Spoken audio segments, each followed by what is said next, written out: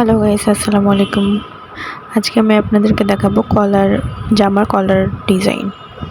তো কলার করতে অনেক সহজ। তো প্রথমে আমি 2.5 ইঞ্চি করে একটি ভি শেপ কেটে নেব, যার জন্য 1/2 ইঞ্চি নেব আর এদিক থেকে নেব 2.5 ইঞ্চি।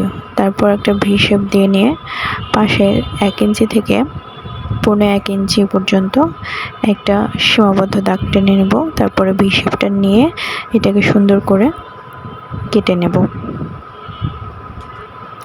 কাটা হয়ে গেলে এটাকে এবার আমরা একটা জামার কাপড়ের উপরে রেখে এটাকে ইস্ত্রি মেরে নেব, যাতে খুব ভালো একটা ফিনিশিং আসে।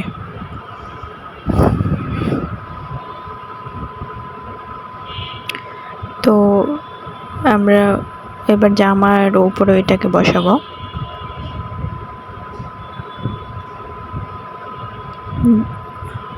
প্রথমে আমরা আগে এটাকে সেলাই করে নেব, নিচের দিক থেকে 1/2 ইঞ্চি করে জায়গা রেখে এরপর আমরা এটাকে পুরোটা সেলাই দিয়ে নিলাম। এবার আমরা এটাকে জামার উপরে বসাবো। জামার উপরেও ভি শেপটা ভিতরেরটা সেলাই করার পরে এটাকে আমরা দুমড়ে দেব। দুমড়ে দেওয়ার পরে ইস্ত্রি করতে পারি বা হাত সেলাই দিতে পারি। একটা চাপ সেলাই দেওয়ার পরে আমরা এখন শোল্ডারটা আগে সেলাই করে নেব। শোল্ডার সেলাই হয়ে গেলে এবার আমরা কলারের সম্পূর্ণ মাপটা মেজারমেন্টটা ভালো করে পাবো। তো প্রথম থেকে একদম শেষ পর্যন্ত আমরা খুব ভালোভাবে এটাকে ধরে করে নিলাম। তো আমাদের 8 ইঞ্চি আসলো। তো যা আসবে আমাদের তার থেকে আমরা 1 ইঞ্চি কম নেব। তো আমরা এখানে 7 ইঞ্চি দিয়েছিলাম। 7 ইঞ্চি দাগ দেওয়ার পরে একটা 3 ইঞ্চিতে দাগ দিয়ে পুরোটা রাউন্ড করে নিয়েছিলাম 7 ইঞ্চির উপরে। এবার আমরা পুরোটা রাউন্ড শেপ থেকে উপরে একদম যে মেজারমেন্ট অ্যাকুরেট দাগ একটি টেনে দেবো এখানে। তো আমাদের মেজারমেন্ট 8 ছিল, তো আমি এখানে 8এই দাগ দিয়েছি। তো আমি এটাকে আরও একবার ভালো করে মেপে দেখে নিলাম যাতে অ্যাকুরেট হয়, কারণ গলার ফিনিশিংটা ভালো আসতে হবে। তো আমি এটাকে একদম অ্যাকুরেট মাপে দিয়ে নিয়েছি। এরপরে কলারের আপনারা চওড়া যেরকম রাখতে চান সেভাবে দেবেন। আমি এখানে 1.25 ইঞ্চি দিয়েছি, আপনারা 1 ইঞ্চিও দিতে পারেন। তো 1 ইঞ্চি দিয়ে পুরোটা একটা রাউন্ড শেপ দিয়ে এটাকে এখন রাউন্ড শেপে আমরা তৈরি করে নেব। আপনারা চাইলে এখানে হালকা করে একটু ডিজাইনও দিতে পারেন, আমি এখানে দিয়েছি। তারপরে একটা পিন আপ লাগিয়ে এটাকে আমরা খুব ভালোভাবে কেটে নেব।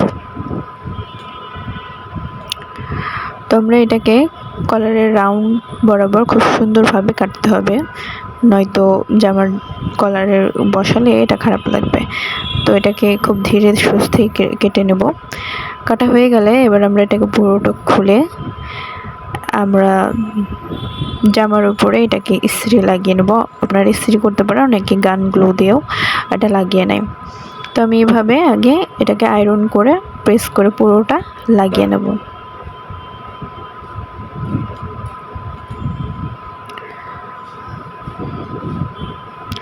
তারপরে এইভাবে এটা লাগানো হয়ে যাওয়ার পরে আমরা 1/2 ইঞ্চি রেখে বাকি অংশটুকু একটু কেটে নেব।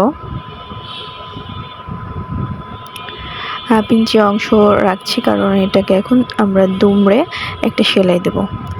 তো এদিকে 1/2 ইঞ্চিতে চিকন করে একটি সেলাই দিতে হবে যাতে এটা আটকে যায়। অনেকে গান গ্লু দিয়েও আপনারা লাগিয়ে নিতে পারবেন সেলাই দিতে না চাইলে।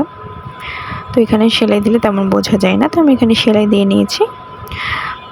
সেলাই দেওয়া হয়ে গেলে এবার আমরা এটাকে আরও একটি কাপড়ের উপরে বসিয়ে 5 থেকে সেলাই করব। তো অবশ্যই মনে রাখবেন 2 সাইড যেন একই রকম থাকে।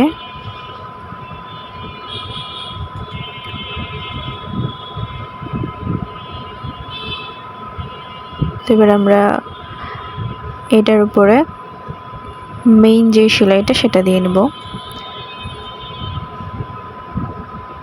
তো দুটো সিধা পাশ একসাথে রেখে আমি কলারের অ্যাটাচ সেলাইটা দিয়ে নিচ্ছি। এটা হচ্ছে পেপার পেস্টিংয়ের পাশে বসবে, অবশ্যই পেপার পেস্টিংয়ের উপরে যেন সেলাই না ওঠে সেদিকে খেয়াল রাখতে হবে। তো এইভাবে আমি সেলাইটা সম্পূর্ণ করলাম। তারপর আমরা এখন এখানে 2 সুত জায়গা রেখে পুরোটা কেটে নেব, কারণ এখানে যেহেতু দুমড়ে যাবে সেহেতু এখানে কাপড় বেশি থাকলে জড়ো লেগে ফিনিশিংটা ভালো আসবে না। তাই এখানে 2 ইঞ্চি রেখে আপনারা পুরোটা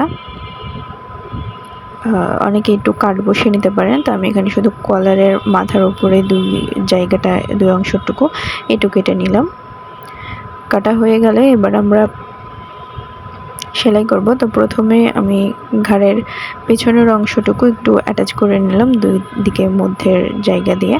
তারপরে এবার আমরা কোনাকুনি সামনের গলার ভি শেপ থেকে দুটা অংশ একসাথে অ্যাটাচ করে নিয়ে সেলাই দিয়ে নিলাম। তারপরে এটাকে দুমড়ে উল্টে সিধা দিকে নিয়ে এসে তারপরে এটাকে দুমড়ে এখন একটি সেলাই দিয়ে নেব।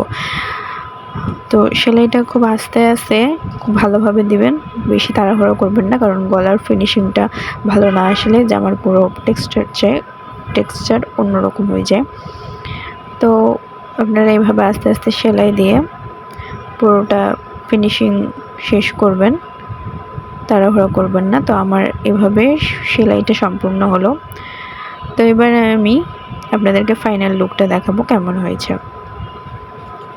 আপনারা অবশ্যই কমেন্ট করে আমাকে জানাবেন যে আপনাদেরকে কেমন লেগেছে, এবং এরকম ভিডিও যদি চান তাহলে অবশ্যই আমাকে কমেন্টে জানাবেন। ধন্যবাদ। আল্লাহ হাফেজ। দেখাবো অন্য কোনো নেক্সট ভিডিওতে। ততক্ষণ পর্যন্ত সুস্থ থাকবেন, ভালো থাকবেন।